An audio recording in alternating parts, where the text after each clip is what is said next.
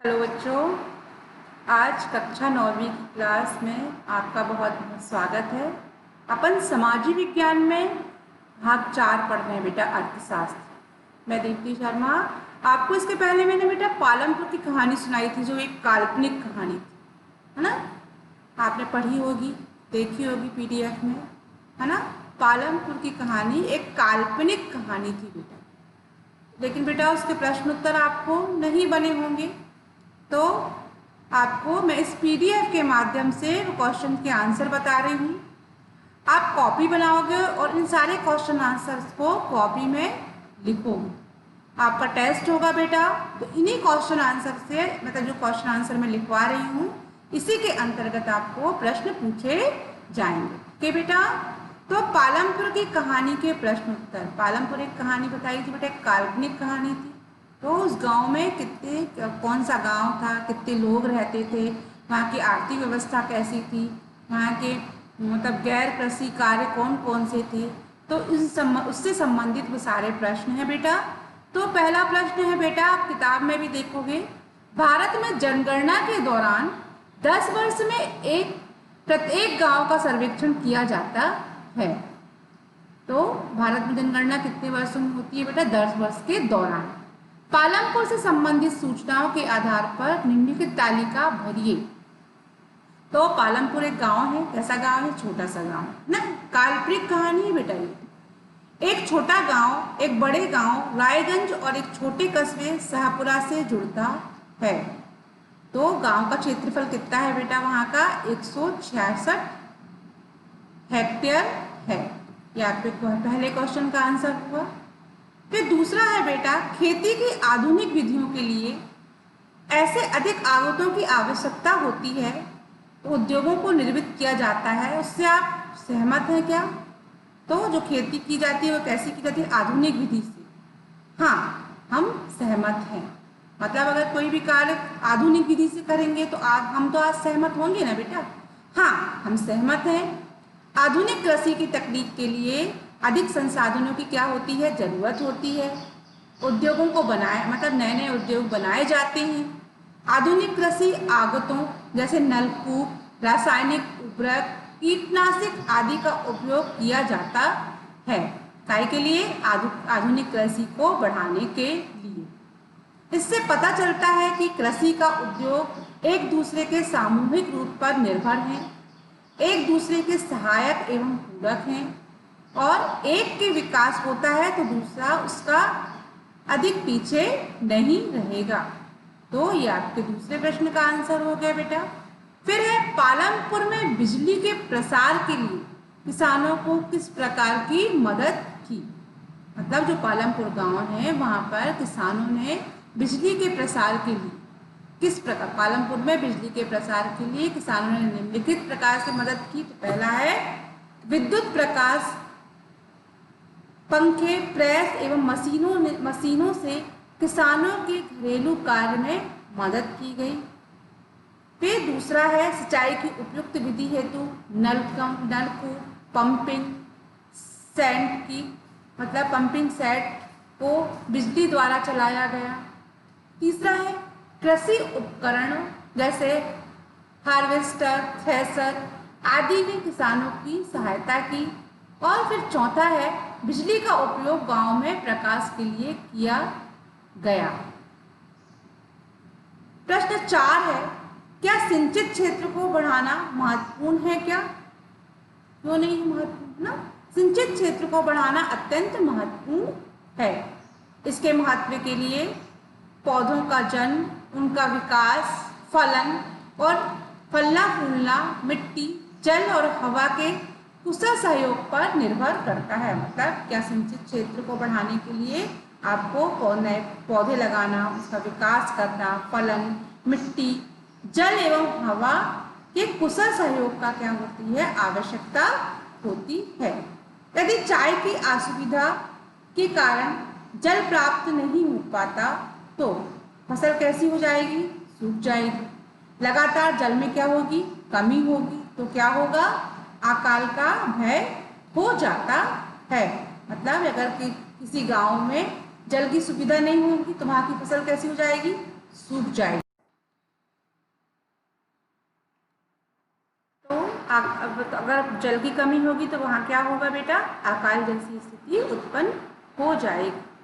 सिंचाई की सुविधा प्राप्त भूमि के टुकड़े कृषि उत्पादन संचित भूमि के टुकड़े उत्पादन से अधिक। कृषि उत्पादन में वृद्धि के लिए सिंचित क्षेत्र महत्वपूर्ण ही नहीं बल्कि बहुत आवश्यक हैं। जो सिंचित क्षेत्र हैं उसके लिए बेटा 4 उपाय हैं, है ना। तो इन चारों को आप याद करोगे। सिंचाई की सुविधा प्राप्त भूमि के टुकड़े में कृषि उत्पादन असंचित भूमि के टुकड़े में उत्पादन को क्या करेगा, अधिक करेगा। और कृषि उत्पादन की वृद्धि के लिए सिंचित क्षेत्र क्या है, महत्वपूर्ण ही नहीं बल्कि बहुत आवश्यक है। फिर आपको बताया था मैंने पालनपुर एक छोटा सा गांव है ना बेटा, उसमें 450 परिवार रहते हैं, बताया था ना मैंने। तो पालनपुर परिवार में मतलब पालनपुर के 450 परिवार में भूमि के वितरण की एक सारणी बनाई। मतलब वहाँ पर लोगों के पास कितनी भूमि है। तो पालनपुर गांव में 450 परिवार में भूमि का विवरण ऐसे है बेटा।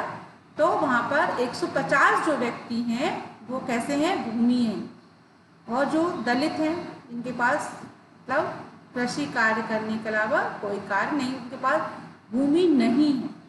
और 240 ऐसे हैं बच्चे जिसके पास 2 हेक्टेयर से कम टुकड़े की भूमि है। वे कौन से किसान कहलाते हैं, छोटे किसान कहलाते हैं, है ना। उनके पास भूमि तो है पर वे छोटे किसान, उनके पास भूमि का एक टुकड़ा है।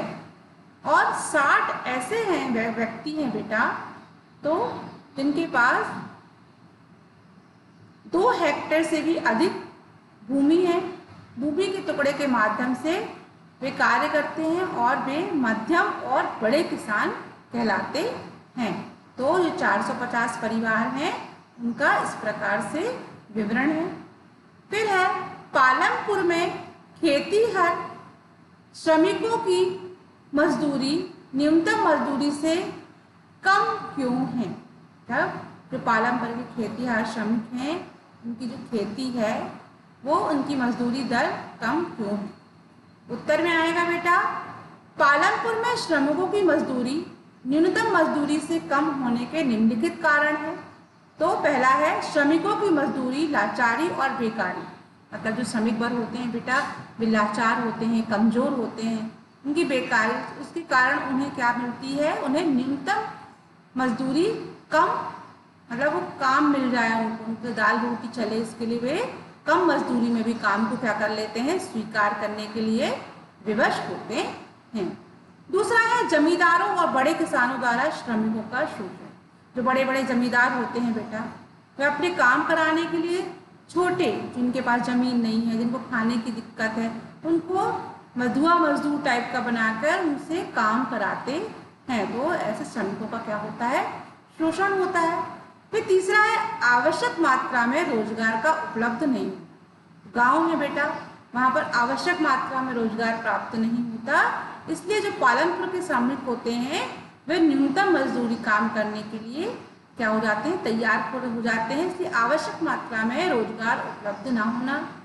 फिर चौथा है न्यूनतम मजदूरी में अधिनियम देहातों में लागू ना किया जाना। यही कारण मतलब जो न्यूनतम मजदूरी है वहाँ पर कोई अधिनियम नहीं होते, कोई नियम नहीं होते, इस कारण भी कोई नियम ना होने के कारण भी वहाँ गरीब मजदूर जो होते हैं उन्हें मजदूरी दी जाती है और अपने भाग्य विधाता व वरदान समझकर वह उसे ले लेते हैं।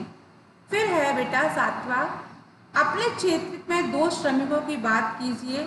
खेतों में काम करने वाले क्या निर्माण कार्य करने वाले मजदूरों से किसी को कितनी मजदूरी मिलती है या उन्हें नगद पैसा मिलता है, इसके रूप में उन्हें नियमित रूप से काम मिलता है या वे कर्ज में हैं। तो खेतों में काम करने वाले मजदूर की स्थिति कैसी होती है, करने वाले श्रमिकों को 35 रुपये प्रतिदिन की मजदूरी से उन्हें क्या प्राप्त होती है, मजदूरी प्राप्त होती है।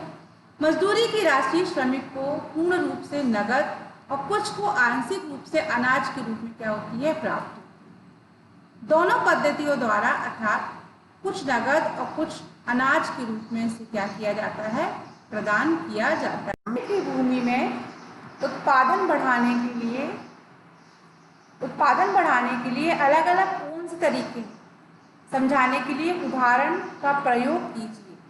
मतलब जो एक भूमि है उसको उत्पादन बढ़ाने के लिए अलग अलग कौन से तरीके हो सकते हैं। पालनपुर गांव में भूमि के उत्पादन को बढ़ाने के लिए अलग अलग तरीके कौन से हो सकते हैं, समझाने के लिए उदाहरण का प्रयोग कीजिए। तो भूमि के एक टुकड़े का उत्पादन में वृद्धि के लिए निम्नलिखित तरीके अपनाए जा सकते हैं। तो पहला है बहुविधि फसल उगाना, मतलब एक ही भूमि के टुकड़े में कई फसल उगाना, इसे कहते हैं बहुविधि फसल। भूमि के टुकड़े पर एक से अधिक फसल उगाना बहुविधि फसल का उगाना कहते हैं। यह निश्चित ही कुल उत्पादन में क्या करेगा, वृद्धि करेगा। दूसरा है आधुनिक कृषि उपकरण, मतलब कृषि के लिए आधुनिक कृषि उपकरणों का उपयोग करना, तकनीकी उपयोग करना।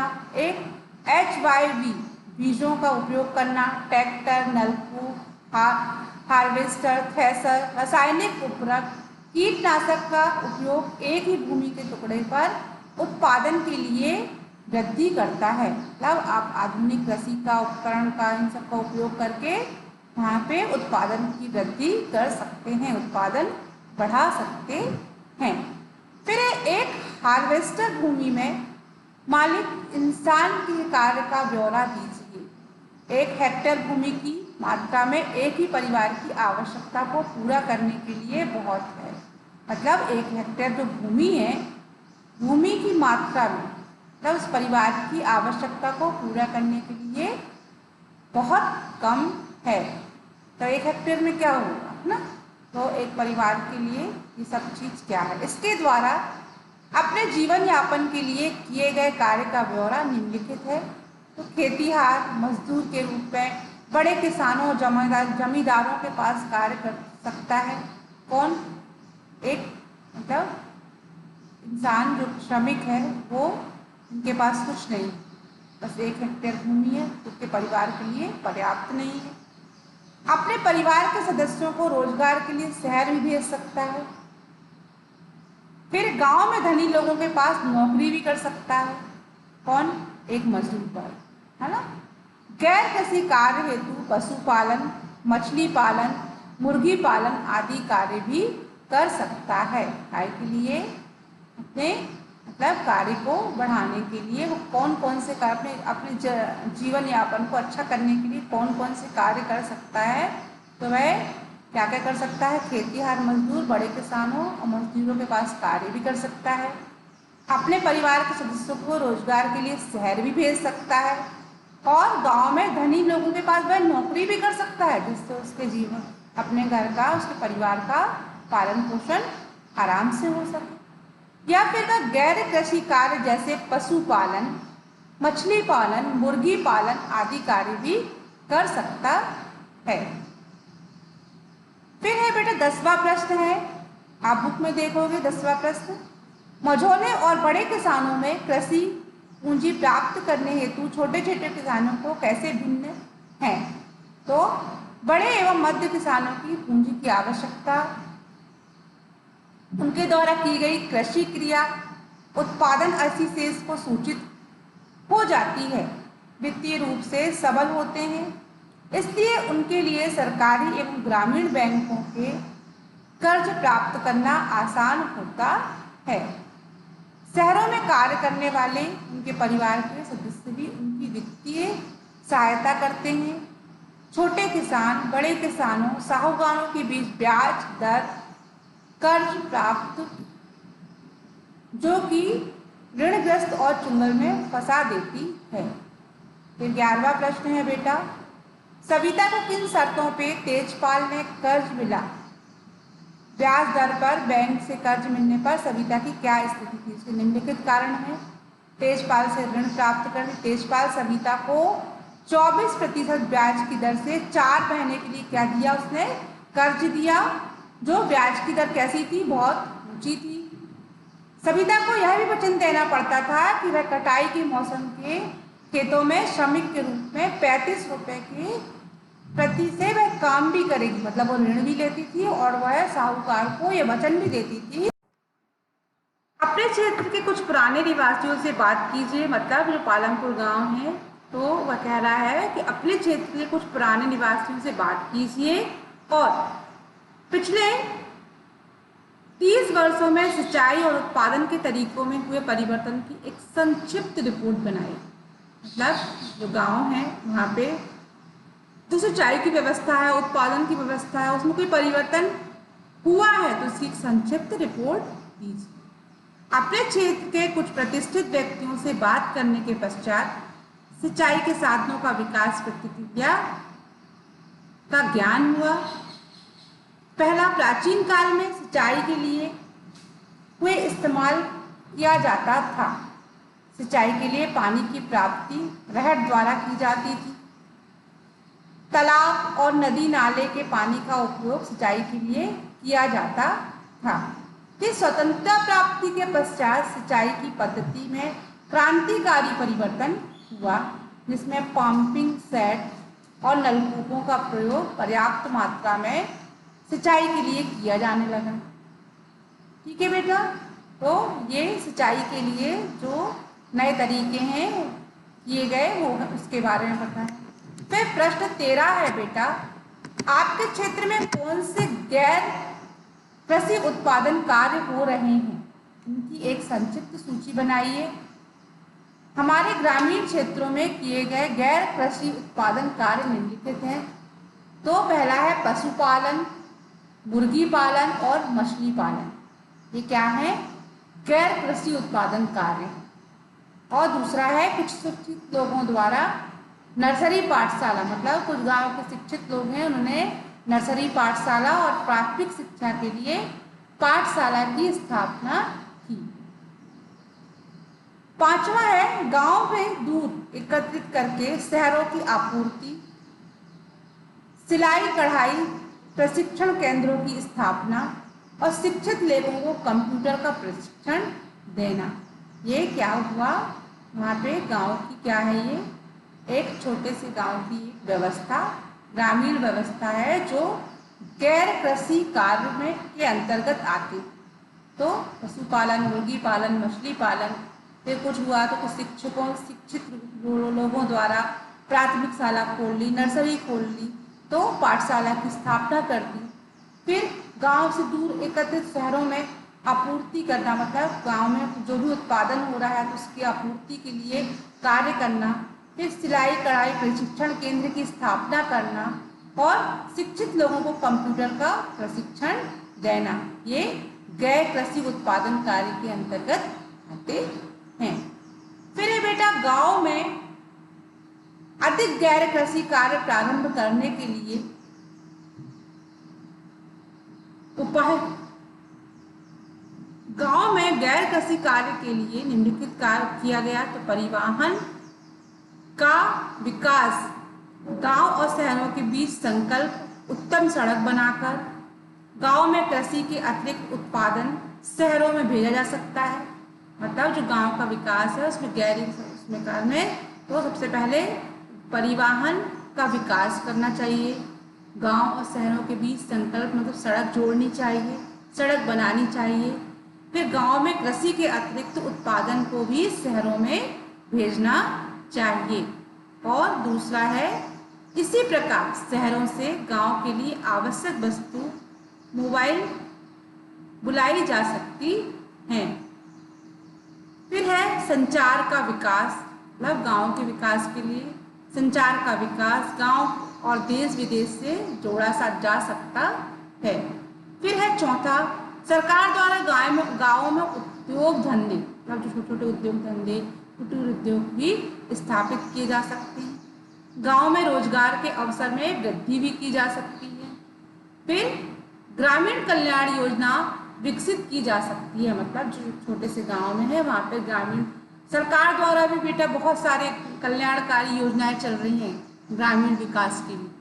फिर गांव में अच्छे सरकारी स्कूल खोलकर गांव को शिक्षा का स्तर ऊंचा किया जा सकता है।